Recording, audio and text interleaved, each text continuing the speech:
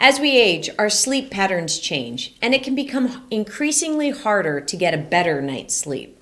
And consistent poor sleep leads to pretty bad health.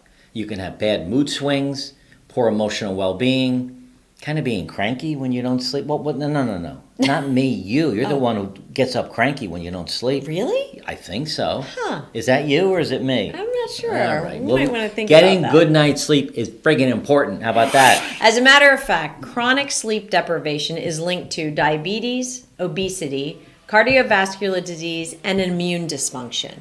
And sometimes you can't get good sleep because your neighbor is using a chainsaw in the middle of the afternoon when I want to take a nap. So I'm sorry about the noise, but we couldn't help that. No, that's true. But that can definitely affect your sleep. So finding ways to improve your sleep is so critical to a longer and healthier life. And what we want to do today is give you ways to get better sleep and improve your overall sense of well-being. You know, I know it can be a struggle at times, and maybe it's that your spouse or partner is snoring. What? Keeping you awake. Come on. Or you have a dog that sleeps in your bed. We have. And that could be a problem. Max is not a problem. A problem. Max, my snoring's not a problem. Yours is, and Max is definitely a problem. But whatever it is, you know, it's good to keep a pulse on how you slept, not just Right. how long you were in bed. Right. Now, for me, I don't know why, but I've always been an early riser since a very young boy. Yeah. And it's unusual for me to sleep past 5 a.m. And recently, for whatever reason, I'm getting up at 3:30. Now, I can typically go back to bed for an hour or so, but sometimes I'm up at 3:30 or 4 for the day, and that does wear on me. It does. During our first 4 years of retirement, we worked really hard to find ways to get into a good rhythm of sleep. And you know, we're finally starting to have some good success, but it has taken a while. And at the end of this video, so please stay to the end, we're going to share with you our sleep routines that you don't have to copy them, but there's parts of it that you might find helpful because it's so much different than when we were working. And these new routines that we've implemented are really giving us a good night's sleep. So let's dive deep on why sleep is so important. And the first thing is... Particularly as you age, I think, yeah. Yeah, but it's important to babies too. I mean, I just think sleep is important just to all Okay, humans. well, let's address baby sleep today. So anyway, the first reason is poor sleep definitely affects your physical health. Yeah, you covered that a little bit in the beginning, Right. and it might sound obvious, but people that have poor sleep habits just accept it.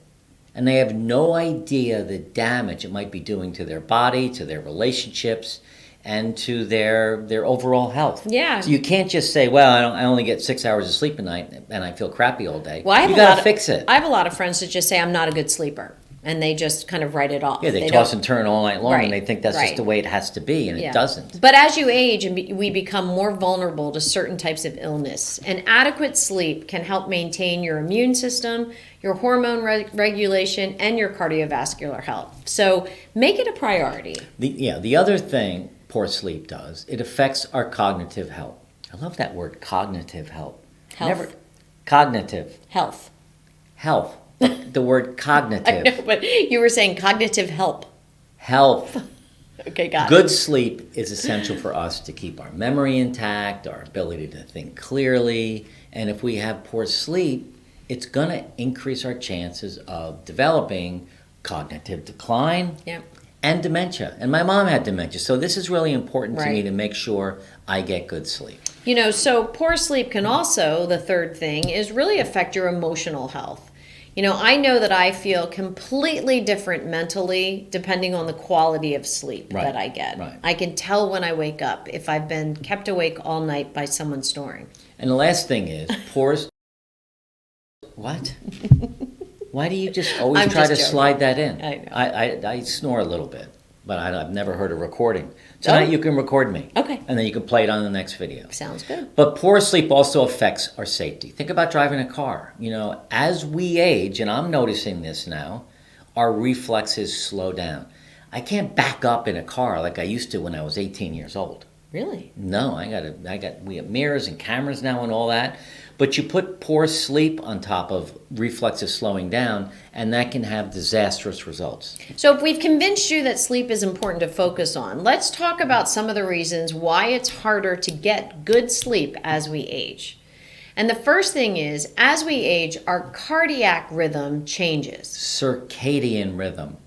Oh, circadian rhythm. Yeah, and it's so funny because I was about to say, I love this new word. Circadian. Is that what shows on our Oura ring with our Maybe. rhythm clock? Yeah, it's not a cardiac rhythm. Oh. Although it does track our cardiac It throughout does. the night. But our circadian rhythm changes, and that's the built-in process that regulates our hunger, our energy levels, and our sleep. That we figured out through our research. And as it changes, it can get hard. You can make it harder to fall asleep at night, and make it harder to wake up in the morning. So Circadian rhythm. So write that down, I'm everyone. gonna have to write that one down. You're going to have to, yeah. The second thing is, as we age, our hormone levels change. You mentioned that earlier, but did. it is important to mention it again because our body, as our bodies age, they're going to produce lower levels of melatonin. There's another big word to write down. This happens to me, so I take natural melatonin supplements, and this helps me fall asleep easier and sleep more soundly. But it sounds like I need more. Maybe. Maybe. I don't know. You're sleeping soundly. You're just noisy when you do it. Okay. We found out by visiting with our naturopath doctor, and she's helped us out with all of that sleep natural supplements. Right. And so we definitely recommend that. But the other thing, if you're having poor sleep, check with your doctor on your medications, On right? your actual prescription medications from your doctor, because they can affect your sleep. There's common prescriptions that you might be taking, like antidepressants or diuretics. All of that can interfere with your sleep, so you have to find out. The other thing that can play a big role in your sleep is your lifestyle. Your stress levels, your alcohol intake, when you eat your big meals, and really your lack of physical activity can all affect your sleep. So let's stay with this for a second, because on our Oura rings that tracks our sleep, among other things, if I have a glass of wine and steak, I'm going to have crappy sleep. Yeah. We track it every time. Yeah. If we can go 3 or 4 nights in a row with a light dinner of a salad and some protein and no alcohol, I sleep like a baby. Right. We put a late dinner in there, A steak, a red meat, heavy. and a glass of wine or two, I'm screwed. It's just not going to happen. That's true. So, That's true. Anyway, all of that does affect your sleep. And did you mention physical activity? I did. Okay. I did, Okay. yeah.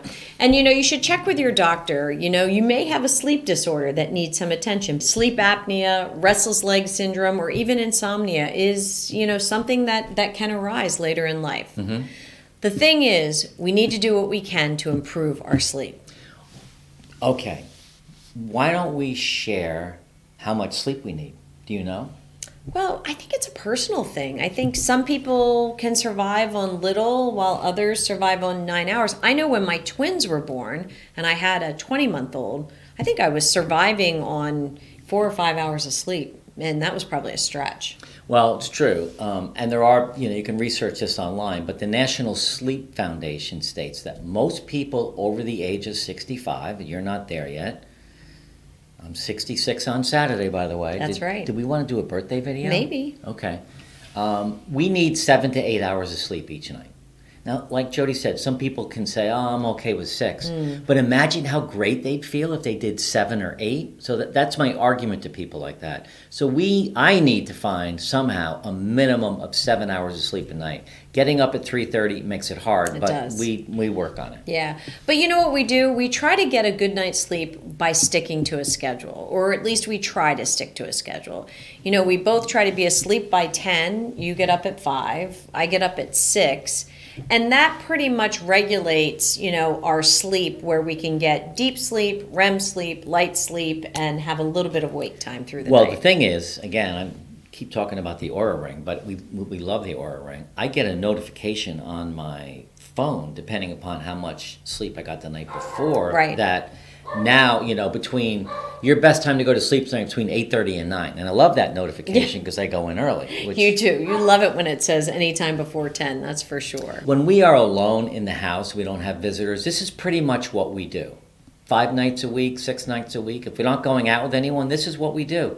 When there's company or kids, it's going to be different. And we can stay up till 1 in the morning. Now, we feel crappy the next day, but we can do it. So the first thing we do is we try to regulate our time in bed. And the second thing is we try to have our dinner done by 7. Right. And that's a big change for us post-retirement.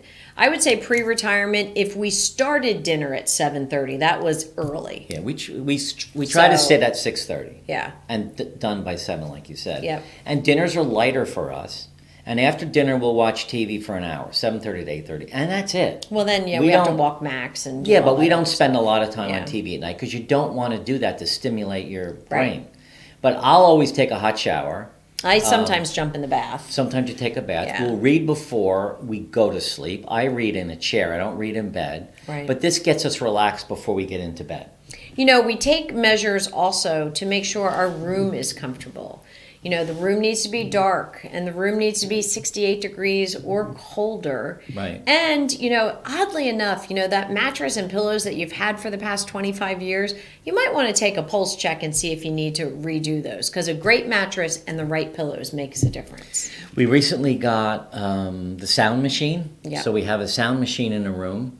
But the funny thing is, I also wear earplugs because I don't want to hear you snoring and Max making his noise. But if I have earplugs, I can't hear the sound machine. Well, I don't understand why I have the sound machine. All right, I'll have to figure that out. Yeah. But we also try very hard to avoid our phones 30 minutes before going to sleep. Just don't do it because it's Right. going to get your brain stimulated. Right.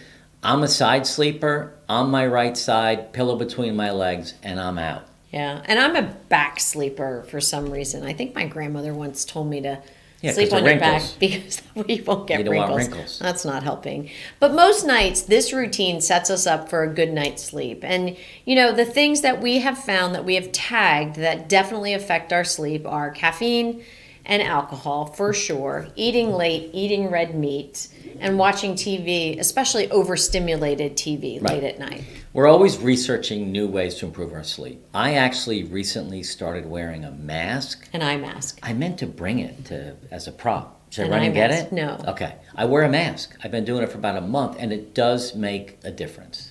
And we both meditate, right? So using Headspace or Calm, two great apps. We use those, and sometimes if we're both having a hard time falling Yeah. to sleep, if we've just had one of those days where we can't Yeah. slow it down, we'll actually play out loud on one of our Yeah, phones it's a good. sleep story, which is very interesting, and we can hear it all the way. Yeah. Now, we notice a difference in who we are and how we show up with each other if we have great sleep. Yeah. Right? We're definitely happier, more energetic, and more fun with each other. Did we tell you we have Aura Rings? These Aura Rings are great. It's something to look at. It measures our sleep quality. And it's also the first thing that we check in the morning We just to see definitely how do. we did. If you're struggling with sleep, try some of these tips that we're doing and drop some notes in the comments below if anything else you can think of to help us in this community get better sleep. Now, if you like this video, you're going to love this next one. 7 types of rest. Because it's not just sleep that helps you get rested. We talk about other kinds of rest like mental rest, creative rest, social rest, and more. So watch this next video.